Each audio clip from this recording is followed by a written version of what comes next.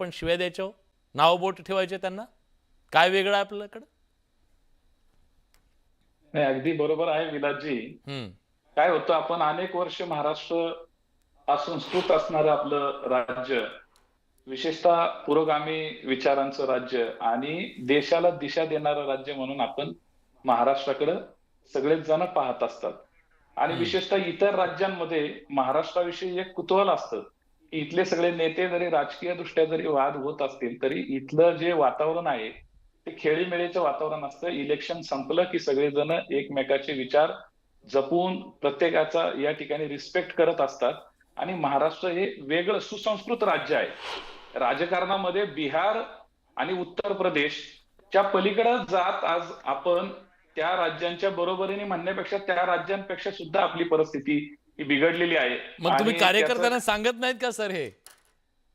नाही नाही, सर्वजण सांगत असतात. कुठलेही नेते किंवा कुठलाही पक्ष की कार्यकर्त्यांनी ह्या पातळीवरती जावं अशी कोणाचीच इच्छा नसती. खरं तर आज ज्यावेळेस आमच्या पक्षाचे राष्ट्रीय अध्यक्ष आदरणीय अजितदादा पवार साहेब यांनी सांगितलं आणि सुनीलजी तटकरे की बाबा ह्या निवडणुका अशा पद्धतीने होणं किंवा या महाराष्ट्रामधला जो सुसंस्कृतपणा आहे आणि या महाराष्ट्राची जी गरिमा आहे ती त्या पायदळी तुडवली जाते. आणि त्यामुळे यामध्ये जे कोणी मतदार आहेत त्या मतदारांना अत्यंत भयाच्या वातावरणामध्ये किंवा त्यांचा जो मताचा अधिकार आहे त्याच्यावरती कुणीही त्यांना त्या ठिकाणी धमकवणं किंवा ते जे वातावरण आहे ते एक वातावरण हे आपल्या महाराष्ट्राला अत्यंत पण खरं तुमचं लाजिरवाणं कौतुक आहे. एका गोष्टीसाठी, किमान तुमच्या भाषणांमध्ये तरी महाराष्ट्र सुसंस्कृत आहे आणि त्याच्याबद्दल एकमत आहे सगळ्यांचं, म्हणजे हे एक मोठं आहे. श्रीमंत माने सर आहेत. माने सर, आज ज्या प्रकारची परिस्थिती महाराष्ट्रात दिसली, जर निवडणूक आयोगाला तातडीनं निवडणुका घ्याव्या लागल्या, धांदल उडाली, गोंधळ उडाला, 5-5 वर्ष निवडणुका झालेल्या नाहीयेत, खूप मोठा अवधी त्यांना मिळाला, वेळ मिळाला, हे सगळं आज जे घडलं त्याला जबाबदार खरंच निवडणूक आयोग आहे का, की यामध्ये सुद्धा राजकारण आहे? काय तुमचं विश्लेषण आहे? आणि यातनं जी प्रतिमा गेली महाराष्ट्राच्या बद्दलची त्याला जबाबदार कोण? विलास, जे आज घडलंय तेवढ्यापुरतं हा विषय मर्यादित नाही आहे. ज्या पद्धतीनं निवडणूक आयोगाने म्हणजे राज्य निवडणूक आयोगाने ज्या पद्धतीनं या निवडणुकांचा खेळखंडोबा केलाय, म्हणजे साधारणपणे आपण असं समजतो, किंबहुना सर्वोच्च न्यायालयातल्या ओबीसी आरक्षणाच्या मुद्द्यावरती ज्या वेळेला सुनावणी सुरू होती तेव्हा सुद्धा अनेकांना अशी खात्री होती आणि ती न्यायालयाच्या निकालाने ती खात्री पुन्हा एकदा स्पष्ट झाली की जिथं नोटिफिकेशन निघालंय निवडणुकीचं ती निवडणूक साधारणपणे थांबवली जात नाही न्यायालयाकडून. आणि आता ज्या 24 नगरपालिकांचे अध्यक्षपद आणि साधारणपणे 150-154च्या आसपास वॉर्डाच्या निवडणुका ज्या राज्य निवडणूक आयोगाने ज्या स्थगित केल्या आहेत त्यातल्या कुठंही न्यायालयाची स्थगिती नाही आहे. हे राज्य निवडणूक आयोगाने घेतलेला निर्णय आहे.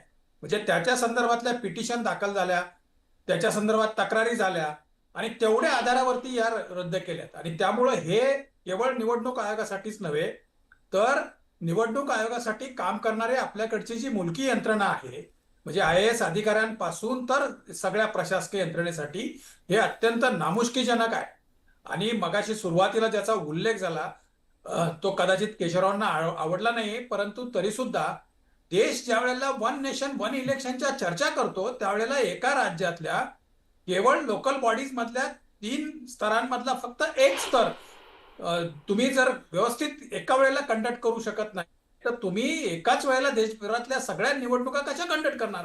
आणि ही केवळ राज्य किंवा केंद्रीय निवडणूक आयोगाची जबाबदारी नाहीये, ही एकूण महसूल यंत्रणा, एकूण मुलकी यंत्रणा की जी निवडणूक आयोगासाठी या काळात काम करते त्यांच्यासाठी प्रचंड नामुष्कीजनक आहे.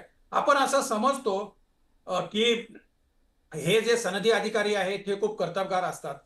गेले 5 वर्ष किमान गेली 4 वर्ष सगळ्या संस्थांवरती प्रशासक आहेत.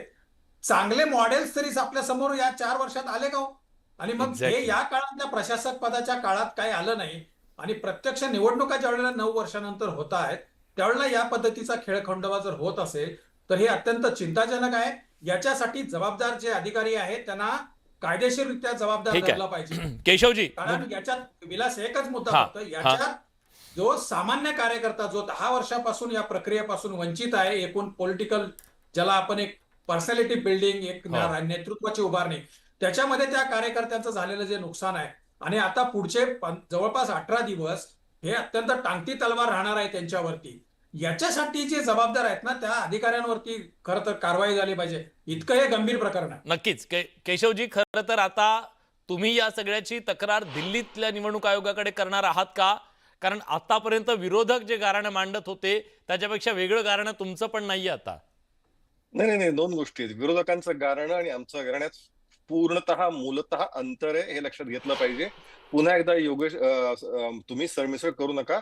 बडेजी, ही माझी विनंती आहे विलाजी तुम्हाला. बर, असं आहे की विरोधकांचं रडगाणं हे वेगळे मुद्दे आहेत. आमचं रडगाणं, आमचं तक्रार आहे, ती तक्रार या ठिकाणी ज्या गोष्टी घडल्यात. एक मला पुन्हा एकदा, मला खरं म्हणजे संपादक आहेत, लोकमतचे अतिशय ज्येष्ठ आहेत, म्हणजे मला तुम्ही निवडणुकांना बद्दल तुमचं निराशा, नाराजी जरूर व्यक्त करा, पण ह्याच्यामुळे एक देश एक देश काय इलेक्शन कसं होऊ शकतं असा प्रश्न उपस्थित करताना मुळामध्ये त्याच निवडणूक आयोगाने या देशामध्ये यापूर्वी निवडणुका यशस्वीपणे घेतल्या आहेत, हे विसरून कसं चालेल? हे बघा, चुकीबद्दल फेल झालेल्या मुलाला पुढच्या वर्गात कसं हे करणार? नाही, दोन गोष्टी. प्रश्न म्हणून तर मी केंद्रीय निवडणूक सुरुवात आयोगाचा नाही, तो राज्य निवडणूक आयोगाचा प्रश्न ऐकून घ्या आहे. या मला, राज्यातल्या विलास, आजच्या विलास, गोंधळानंतर एक मिनिट, त्यांचं म्हणणं तर ऐका. प्रश्नचिन्ह जे उपस्थित त्यांचं म्हणणं झालं ते ऐका. राज्य निवडणूक आयोगावर प्रश्नचिन्ह ऐकून उपस्थित घ्या, झालेलं आहे. ठीक आहे, बरं, त्यांचं म्हणणं राज्य ऐकू. निवडणूक, अरे बघ, तेच सांगतो ना बाबा, पुन्हा आपणच आपली विरोधाभासी उत्तर का करतो आहोत? वन नेशन इलेक्शन हे केंद्रीय निवडणूक आयोगच घेणार आहे, तर राज्य निवडणूक संबंध येतो कुठे तिथे? आपण आपली उत्तरामध्ये कशा थोडं तरी आपण भान राजकीय मुद्दा टीव्हीवर पूर्ण थोडं करा. भांडलं. त्यामुळे एक त्यातलं तुम्ही लक्षात घेतलं परगडदेव पाहिजे. पाटील म्हणून साहेब, सुरुवातीला- माझं म्हणणं तेच आहे. नाही, नाही, तुम्ही नाही, सांगता की नाही, मागच्या नाही, निवडणुका मला यशस्वीपणे पुढचं- घेतल्या, पूर्ण होऊ द्या ना मागच्या बाबा. निवडणुका एक यशस्वी अरे घेतल्या काका साहेब, असतील, बोलणं पण आजच्या तुमचं मुद्द्यावर तुम्ही खूप का हुशार बोलत आहे. नाही? माझं बोलणं आजच्या पूर्ण विषयापासून होऊ तुम्ही द्या. बाजूला का जाताय? माझा आक्षेप काय त्याच चाललंय? गोष्टीवरती आहे. बरं, आणि बरं, माझी काय विनंती चाललंय आपल्याला, विलास? नाही, एकच मिनिट, कलम 243 प्रमाणे तुम्ही निवडणूक आयुक्तावर महाभियोग करणार का? बरं, आमची बरं, मागणी मी आहे. विचारलं ना, मी प्रश्न विचारलाय त्यांना, प्लीज उत्तर द्या. या सगळ्या अनुषंगानं जे समोर आलं त्याच्यावरती खरंच कारवाई होणार आहे का? तशी तुम्ही मागणी करणार? ऐकून घ्या. त्याबद्दलचं कायदेशीर ज्या गोष्टी आहेत त्याच्याबद्दलची तपासणी, त्याबद्दलचे पुढचे विचार हे नक्की भारतीय जनता पार्टी करेल, याबद्दल शंका बाळगेल. कारण नंबर 1. नंबर 2, म्हणून मी सुरुवातीला असं म्हणालो, आणि किंबहुना या देशातल्या निवडणूक रिफॉर्म बद्दल सातत्याने भूमिका मांडली गेली पाहिजे, सातत्याने निवडणूक रिफॉर्म बद्दल बोललं गेलं पाहिजे, निवडणूक अधिकाधिक पारदर्शक आणि उत्तम निर्दोष झाल्या पाहिजेत. यासाठी काही उपाय सुचवणं, यासाठी काही चर्चा करणं, तर त्याच्या चर्चेचा अर्थ आहे. नाहीतर मी म्हणणार विरोधक इलेक्शन मध्ये नव्हतेच, ते म्हणणार भाजपचा याच्यात आहे, यातनं काय पब्लिसिटी निष्पन्न काय होणार आहे? आणि म्हणून मी सुरुवातीला अजेंडा सेट सूर लावण्याचा प्रयत्न केला की आपण केवळ भाजपला झोडपण्याची मनातली इच्छा पूर्ण करता. ठीक आहे. एक मुद्दा या सगळ्या निमित्तानं तुम्ही सांगितला की या निवडणुकांच्या निमित्तानं जो गोंधळ समोर आला, तो गोंधळ अतिशय दुर्दैवी आहे, तो महाराष्ट्राला भूषणावर